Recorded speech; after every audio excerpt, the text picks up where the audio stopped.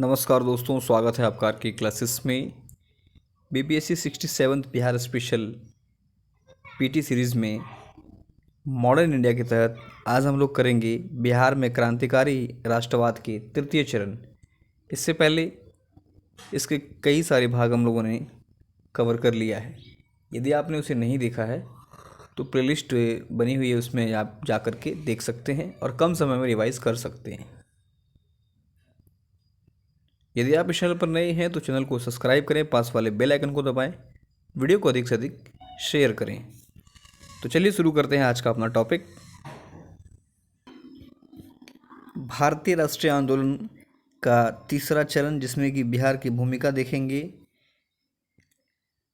भारतीय स्वतंत्रता संघर्ष के तीसरे चरण की शुरुआत गांधी जी के पदार्पण से होती है, जिन्होंने भारतीय लोकमानस को समझा और सत्य अहिंसा के मार्ग पर चलकर अपने साथ अभिन्न लोगों से एकीकार किया। कहता है इस काल को मतलब 1919 से लेकर के 1947 को गांधी युग के नाम से जाना जाता है। तो सवाल हमसे पूछा जा सकता है कि गांधी युग का काल है डैश, तो ध्यान रखिएगा 1919 से 1947।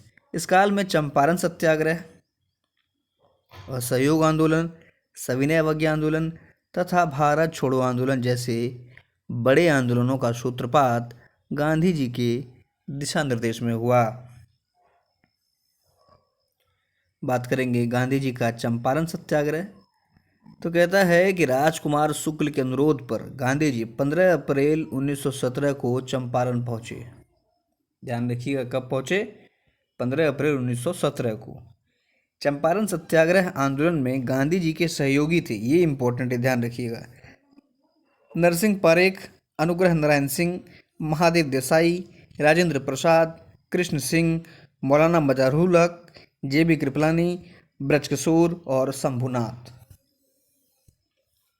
ये सभी गांधी जी के सहयोगी थे। ध्यान में रखना है, सवाल हमसे पूछा जा सकता है कि चंपारण सत्याग्रह आंदोलन में कौन गांधी जी के सहयोगी थे। तो इस तरह करके ध्यान में जरूर रखना है। नरहरि पारेख, अनुग्रह नारायण सिंह, महादेव देसाई, राजेंद्र प्रसाद, श्री कृष्ण सिंह, मौलाना मजहरूल हक, जेबी कृपलानी, ब्रजकिशोर, शंभुनाथ। कहता है चंपारण क्षेत्र में अंग्रेज बगान मालिकों द्वारा तिनकठिया नामक प्रथा लागू की गई। इस प्रथा के अंतर्गत प्रत्येक किसान का अपनी खेती योग्य जमीन के 3/20 भाग अर्थात 1 बीघा में 3 कट्ठा भाग में जमींदार की इच्छा अनुसार फसल उपजानी होती थी। अगर कोई किसान इससे मुक्त होना चाहता था तो उसके लिए यह आवश्यक था कि वह बगान मालिक को एक बड़ी राशि तवान सरहवेशी अबाव के रूप में दे। इस प्रथा के द्वारा गोरे नील्हे साहब बड़े पैमाने पर नील की खेती एवं उत्पादन इस क्षेत्र में करते थे। कहता है दीनबंधु मित्र ने अपनी बंगला नाटक नील दर्पण में नील उत्पादन की शोषणकारी व्यवस्था का 860 में सजीव चित्रण किया है। तो सवाल हमसे अगर पूछ ले कि नील दर्पण का लेखक, तो दीनबंधु मित्र। कहता है नील दर्पण का अंग्रेजी में अनुवाद बंगला के प्रसिद्ध कवि मधुसूदन दत्त ने किया था 1861 में। बहुत इंपॉर्टेंट सवाल है, दोनों सवाल हमसे पूछा जा सकता है, बल्कि किसी न किसी एग्जाम में ये पूछा भी गया है कि नील दर्पण का जो है अंग्रेजी में अनुवाद किसने किया, मधुसूदन दत्त ने। कहता है बिहार में जहाँ कहीं भी नील की खेती होती थी, अन्याय एवं भयंकर शोषण का सबसे विकृत रूप चंपारण में था। 1917 का गांधी जी का चंपारण सत्याग्रह इसी शोषणकारी प्रथा के उन्मूलन के लिए हुआ था और यह महात्मा गांधी का भारत में पहला सत्याग्रह का यह पहला प्रयोग था। बात करेंगे बिहार के किसानों से जुड़ी कुछ प्रथाओं की। तो पहला है खुटकट्टी प्रथा। यह मुंडा जनजातियों में प्रचलित सामूहिक भूस्वामित्व की व्यवस्था थी। अंग्रेज शासन द्वारा इसे इस प्रथा में हस्तक्षेप के कारण मुंडा विद्रोह हुआ था। सवाल अगर हमसे पूछ ले कि खुटकट्टी प्रथा से संबंधित जनजाति है तो मुंडा। अगला है कमियोटी प्रथा। बिहार एवं उड़ीसा में प्रचलित इस प्रथा के अंतर्गत कृषि दास के रूप में खेती करने वाले कमिया जाति के लोग अपने मालिकों द्वारा प्राप्त ऋण पर दी जाने वाली ब्याज की राशि के बदले जीवन भर उनकी सेवा करते थे। अगला है तिनकठिया। चंपारण क्षेत्र में अंग्रेज बगान मालिकों द्वारा इस प्रथा को लागू किया गया। इस प्रथा के अंतर्गत प्रत्येक किसान को अपनी खेती योग्य के जमीन के 15% मतलब 1 बीघा में 3 कट्ठा भाग में नील की खेती करनी होती थी। तो ध्यान रखें।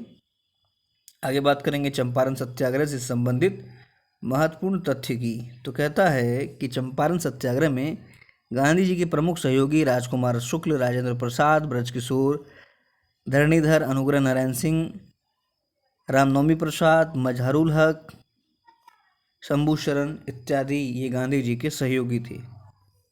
चंपारण में कृषकों की स्थिति की जांच के लिए 6 सदस्यीय जांच समिति का गठन किया गया, जिसका नाम चंपारण एग्रेरियन समिति था। कहता है कि चंपारण एग्रेरियन समिति के अध्यक्ष एफ जी सलाई जो कि मध्य प्रदेश के आयुक्त थे, जबकि इसके सदस्यों में महात्मा गांधी, LC अदामी, राजा हरि प्रसाद, नारायण सिंह, DJ रीड एवं जी रेनी शामिल थे। तो ये ध्यान रखना है कि इसके अध्यक्ष FG सलाई थे। आगे कहता है गांधी जी ने 14 नवंबर 1917 को चंपारण के बड़हरवा लखनसेन नामक गांव में पहला स्कूल स्थापित किया। सवाल अगर हमसे पूछ ले बड़हरवा लखनसेन गांव में पहला स्कूल किसने स्थापित किया था, तो गांधी जी ने। इस स्कूल की प्रमुख शिक्षक बम्बई की बबन गोखले एवं उनकी पत्नी अवंतिका बाई गोखले थीं। कहता है गांधी जी द्वारा चंपारण में दूसरा स्कूल जो है 20 नवंबर 1917 को भितिहरवा गांव में खोला गया था। तो इस तरह के क्वेश्चन अभी तक तो पूछे नहीं गए हैं, लेकिन ये इंपॉर्टेंट लग रहा है, ध्यान रखना है। तो चंपारण सत्याग्रह से ये इंपॉर्टेंट फैक्ट थे। अगले में हम लोग पढ़ेंगे खिलाफत आंदोलन और बिहार। उम्मीद है आपका ये रिवाइज हुआ होगा। वीडियो अच्छा लगा तो लाइक और शेयर जरूर करें। मिलते हैं अगले लेक्चर में। धन्यवाद।